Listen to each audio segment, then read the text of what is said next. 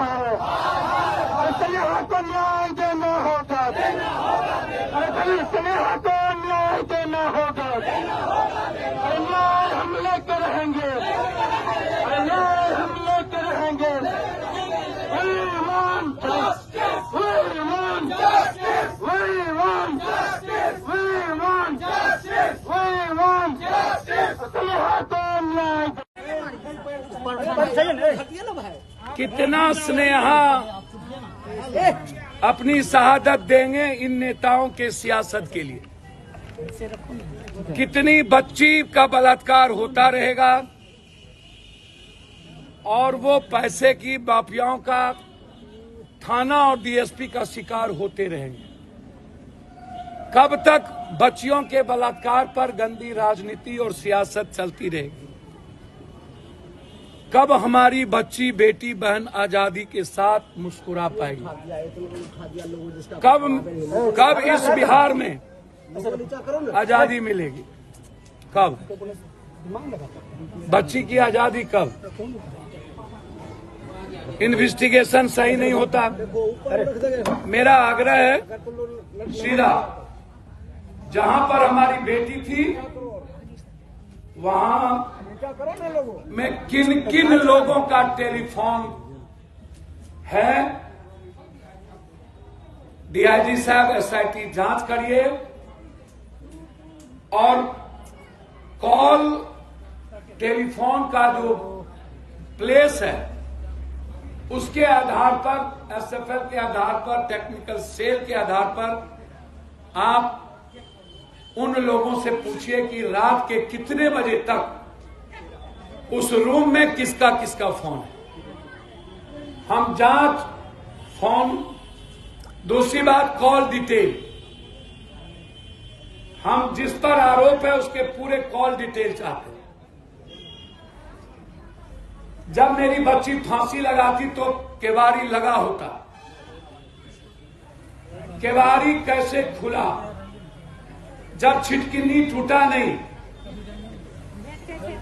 तो गेट कैसे खुला? और यदि छिटकिनी लगा था तो बिना पुलिस के गेट कैसे खुला? पुलिस का कहना है मैंने गेट नहीं खोला, तो फिर कौन है? यदि घटना घटी और हमारी बेटी ने आत्महत्या कर ली तो ये जिम्मेदारी मकान मालिक की थी उस परिवार को खबर करने का या थाना को खबर करने का। क्या उन्होंने थाना को खबर की? 4-5 माह उनके बदन पर कहां कहां चोट है, कौन लोग हैं? 6, यदि मेरी बेटी ने आत्महत्या की तो उसके पीछे कारण क्या है, परिस्थिति क्या है, सरकमस्टेंसेस क्या है? बिना किसी सरकमस्टेंशियल दुनिया में कोई घटना नहीं घटती। क्या माँ बाप से परेशान थे? क्या अन्य लोगों से परेशान थे? उसके बाद सबको कहा इसकी एसआईटी जांच करा लीजिए और वर्तमान थाना प्रभारी और डीएसपी इसमें इन्वॉल्व ना हो। किसी दूसरे जगह के डीएसपी की एक कमेटी बना लीजिए और इसकी एसआईटी जांच कर लीजिए। दूध का दूध पानी का पानी हो जाएगा, किसमें इन्वॉल्व है या नहीं है। भागलपुर में इसका हुआ है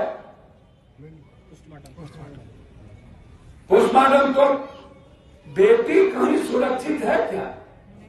और कोचिंग और प्राइवेट स्कूल में बेटी सुरक्षित नहीं, ये आप जान लीजिए। ना सीसीटीवी फुटेज, पटना के जितना हॉस्टल है कहीं भी बच्ची को सही खाना तक नहीं दिया जाता, जितना हॉस्टल है। और मैं बताऊं, पटना के लगभग हॉस्टल से एक बार नहीं कई बार बच्चियों को बड़ी बड़ी 2 करोड़ 4 करोड़ की गाड़ी से बाहर भेजे जाते। शेल्टर हाउस की लड़ाई अकेला हम लड़े, अकेला। अभी विकलांग बच्चियों के साथ लगातार शोषण हुआ, किसको मतलब है? किसको मतलब है? नेताओं को परोसा जाता है, शहर में बड़े बड़े पदाधिकारी को के पास भेजा जाता है, इस शहर में बड़े बड़े बिजनेसमैन के यहां भेजा जाता है हिम्मत बोलने की किसी को? एक बार नहीं, एक बार हम आंदोलन की हौसला बंद करो। हमको लड़कियों ने चीट भेज दिया कि पप्पू भैया प्लीज मैं पैर पकड़ता हूं आपका, आप इस लड़ाई को बंद कर दीजिए, नहीं तो हम लोग का माँ बाप को लेके चला जाएगा, पढ़ नहीं पाए। सर इतना चिट्ठी भेजा हमको छोड़ देना पड़ा लड़ाई लड़कियों के कारण कि हमारी बच्ची खुद कर रही है लड़ाई, आप बंद कर दीजिए। चलिए आप मेरे साथ, मैं आपको दिखाता हूं बोर्डिंग रोड में रात के 2 बजे बड़ी बड़ी गाड़ियां लगा रहता है और आप लोग अपनी अपनी बेटी को छोड़ देते हैं अकेले पटना दिल्ली में हॉस्टल के भरोसे। सारा हॉस्टल माफियाओं का है।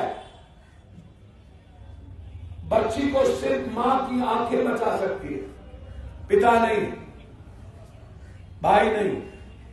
भाई को मस्त रहता है, पिता को कई काम है, मां की आंखें ही बच्ची को समझ सकती है।